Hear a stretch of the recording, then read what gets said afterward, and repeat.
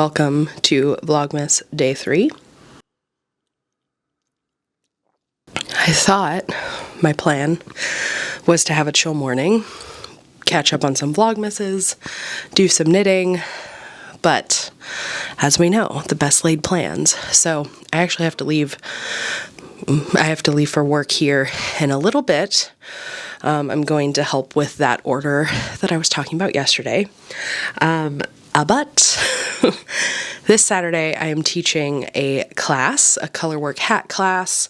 I'm actually teaching it in Tim's stead because he forgot that he has a work trip this weekend. So he asked me to cover it. Happy to do so. So it's a fairly full, I think it's a completely full class. I think there's like 9 students in it. And it's for Caitlin Hunter's hat pattern, the Guthrie Hat, and I have to cast on and knit the ribbing so that I am ready to jump into the color work. And since I'm going to be knitting the hat, I thought I would make it as a Christmas gift. I thought I'd make it for my sister-in-law, who definitely has a small head. We've had this discussion before. So you can knit the hat in either sport or worsted, but I love sport weight, so I'm going to do sport. And I have this Lannis Light left over. It's like this really pretty, it's called sandalwood, the color. So it's kind of like a brown, but it's a very warm brown. And of course I could jump into my spin cycle stash right here, but I also have this hand spun skein. And so I think I'm going to pair these two together for the hat. So the class will be talking about knitting stranded color work. And so we're going to talk about hat sizing in the class, how to pick which size that you want to knit. We're going to talk about swatching, or generally getting gauge. We're going to talk about picking colors, and then of course the actual practical part, which is how to knit stranded color work and some tips and tricks to help people with that. So I'm really excited for that class. I'm not actually sure at this point that my other classes that I have scheduled are going to run because it's pretty low sign up so far. So if you are in the Portland area and you would like to sign up for a class, I would be honored if you would like to. We are doing the Maxine hot water bottle cover, which is color work. It's a 2-session class. And then we are also doing just like a stocking class. So those are coming up. And then I also always offer knit help sessions. So if you need help with any project, or even a lot of people just come in for accountability. So if you are I have this Christmas knitting to do, or I need to do the finishing on this Christmas knitting and I just want to sit somewhere with people and do it, that's also a great excuse to sign up for a knit help session. So we'll post links to all those classes down below in the description. I am actually just going to take this to work to wind it because we have the automatic winder. But this is from a bat that I made and a bat that I bought from an Etsy seller. I've been holding on to it because it's just so pretty, and I think it'll pair really well. It'll be fairly light contrast, but I think there will be enough contrast for it to show up. So that's that. And the other thing that I'm going to do today is get started on the sleeves of Kay's sweater. I finished the body, I think I showed you that, and I just needed one size up needle, so I have to dig around here and find a size 5 so that I can get started on the sleeves. I always go up a needle size for the sleeves because when it's a smaller circumference, I tend to knit tighter, so I've found that it avoids any issues by just going up a needle size when I start on the sleeve from the body. So that's what I'm doing today. And then, I'm going to get packed up to head into work for a few hours. And then come home and hopefully finally have some chill time tonight to knit and watch something. Yeah.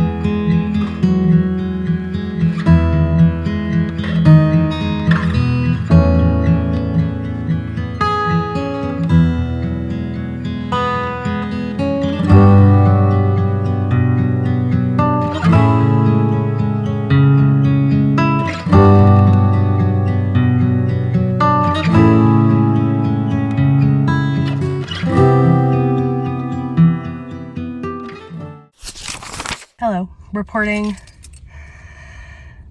from outside of Trader Joe's, where it was a zoo, so I did not take any video.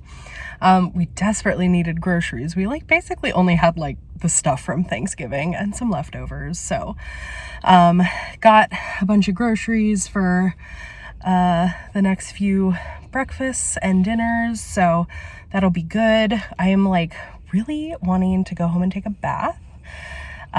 So I'm gonna make my way home, listen to my audiobook, and God, I can't wait to get home and just relax. I feel like we've been going, and yeah, so it's gonna be a nice night of casting on some projects, knitting some projects, watching TV, bathing, eating, just yeah, nice chill night. So here we go.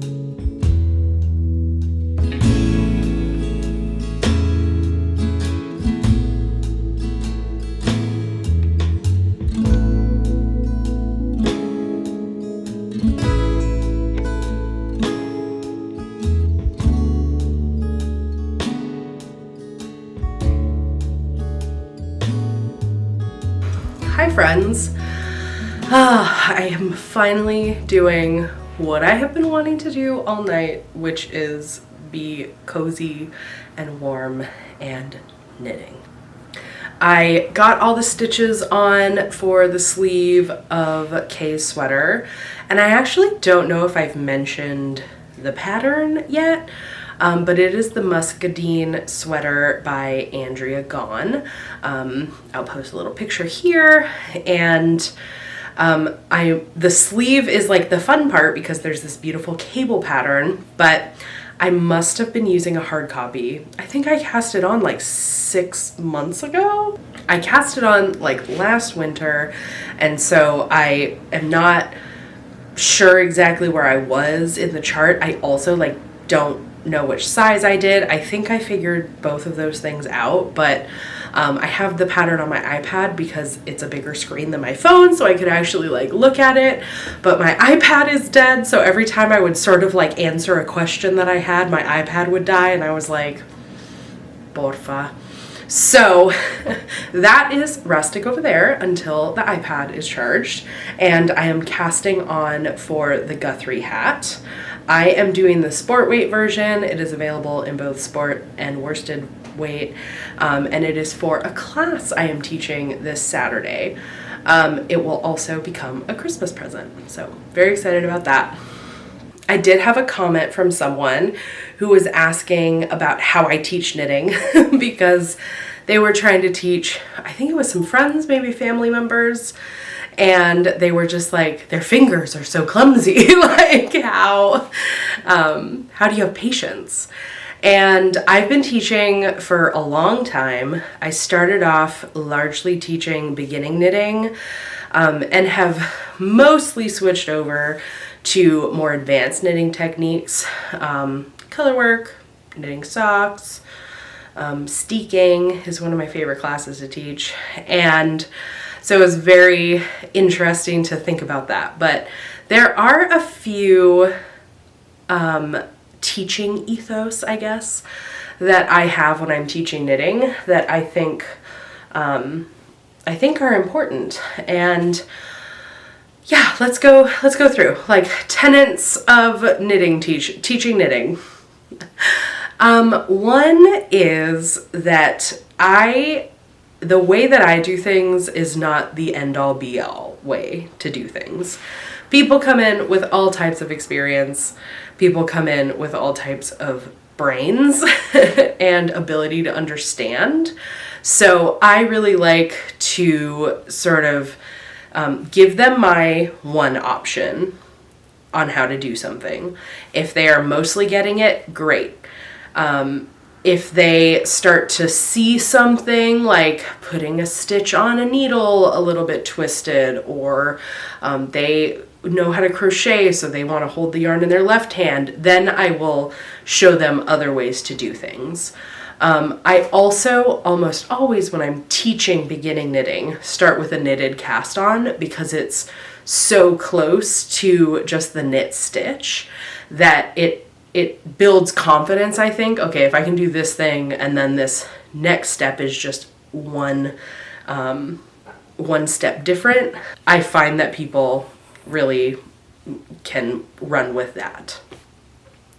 So that's generally how I do it. Even though I'm a continental knitter, I teach most people how to throw, because I think that understanding like the concept of what is happening is more important than efficiency in the beginning.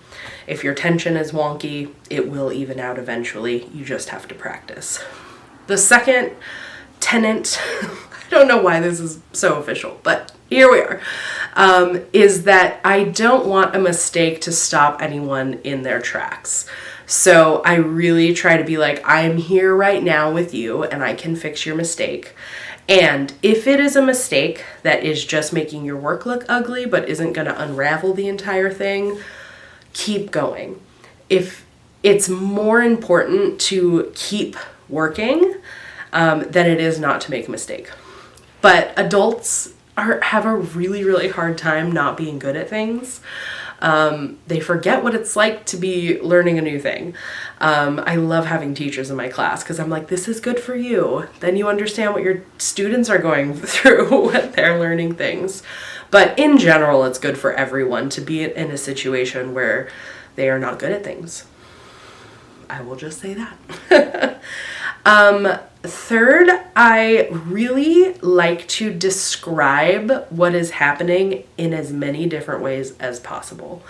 So when I'm teaching beginning knitting, I will say like around the back and to the front, but then if that's like not sticking, then I'll be like, okay, if you look down at the needle, you're always wrapping the yarn counterclockwise around it. If that isn't working, then like we're trying to have them hold the needles in a different way. So sometimes I give them too much information and I am aware that they're not going to retain all of it. And honestly, a lot of the information that I give might not even be worth retaining in the beginning. But the important thing is that if they come across something and they're like, oh, that sort of like rings a bell. Maybe I didn't understand it when it was said to me, but like all of these ways of talking about it help remind and help them memorize. So those are sort of like the big things that I have learned as a knitting teacher to like instill in beginning knitters, but also that applies to more advanced techniques for sure. Like, don't let the mistakes stop you. Like, just keep going. And if it is a mistake that is stopping you, find someone to help you. Obviously, Starlight Knitting Society is a great resource if you are local to Portland. But sometimes you don't have a local yarn store, so finding someone who does know how to knit who can help you out of a problem is very helpful. So, and of course Maple starts eating her loud, I don't know why she does that, but anyway, I am going to finish casting on my 112 stitches and get starting on the ribbing of this hat. And maybe soon my iPad will be charged and I'll be able to knit a few rows on Kay's sweater. But I've queued up some Vlogmas videos from other knitting folks, and I'm just gonna enjoy my evening. So thank you for tuning in to Vlogmas Day 3. If you have any other questions, like these little talking bits are just kind of whatever, so feel free to leave them down below. And yeah, thank you for engaging, and I'll see you tomorrow. Bye.